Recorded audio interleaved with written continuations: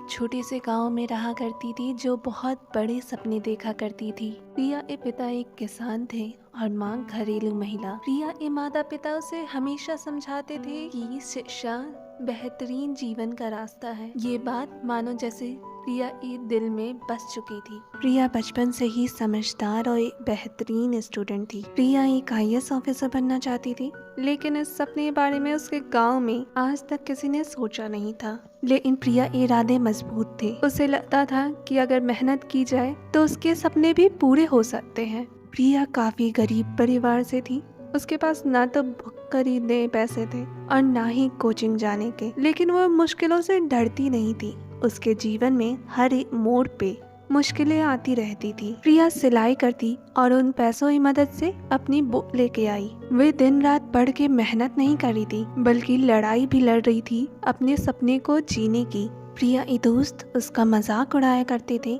उससे कहते थे कि तुम सिर्फ समय बर्बाद कर रही हो, कहाँ बड़े सपने देख रही हो, तुमसे ये सब नहीं होने वाला है। लेकिन प्रिया उन लोगों की बात पे मुस्कुरा देती और फिर से अपने पढ़ाई में जुट जाती। उसके माँ बाप उसकी मेहनत को देख के काफी ज्यादा गर्व करते थे, लेकिन निराश हो जाते थे ये सोच के कि वह उसकी पढ़ाई में उसकी कोई मदद नहीं कर पा रहे हैं, क्योंकि उनकी आर्थिक स्थिति इतनी अच्छी नहीं थी। प्रिया उनकी परेशानियों को भली भांति समझती थी, लेकिन उसे पता था कि उसे अपने सपनों से पीछे नहीं हटना है किसी भी कीमत पे। 1 साल के कड़ी मेहनत के बाद UPSC परीक्षा का दिन आता है। ये दिन प्रिया के सफर का पहला कदम था। जब वो एग्जाम हॉल में पहुंची तो उसके मन में बहुत ज्यादा घबराहट थी और एक नई उम्मीद भी। हर एक क्वेश्चन का जवाब लिखते हुए उसे अपने माँ बाप का त्याग याद आता। जब परीक्षा खत्म हुई तो प्रिया के मन में काफी सवाल थे। क्या उसने अच्छा किया है? क्या मैंने अपना 100% दिया है? क्या मेरा सपना सच होगा भी? उसका मन काफी बेचैन था, लेकिन उसने अपने आप को संभालते हुए खुद से कहा कि अब जो होगा देखा जाएगा। प्रिया के लिए रिजल्ट आने की घड़ियां काफी मुश्किल थी। प्रिया हर दिन अपने फोन को बार बार चेक करती, हर थोड़ी देर पे UPSC वेबसाइट को देखने की कोशिश भी करती थी। हर बार जब उसके फोन पे नोटिफिकेशन आता तो उसका दिल तेजी से धड़कने लगता। वो नोटिफिकेशन उसके रिजल्ट का नहीं होता, जिसकी वजह से प्रिया का विश्वास धीरे धीरे कम होने लगा। उसको लगने लगा कि ये एग्जाम उसके लिए नहीं बना है। फिर एक दिन जब प्रिया चाय पी रही थी तो उसके फोन पे नोटिफिकेशन आता है।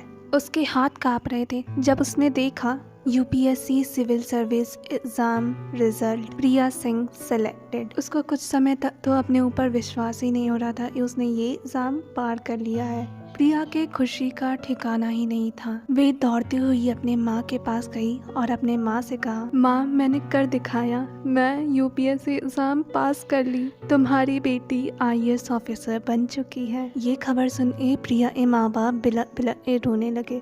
दरअसल ये आंसू दुख के नहीं बल्कि खुशियों के थे। जब ये खबर गांव वालों को पता चली तो सब लोग हैरान थे प्रिया की मेहनत को देख के।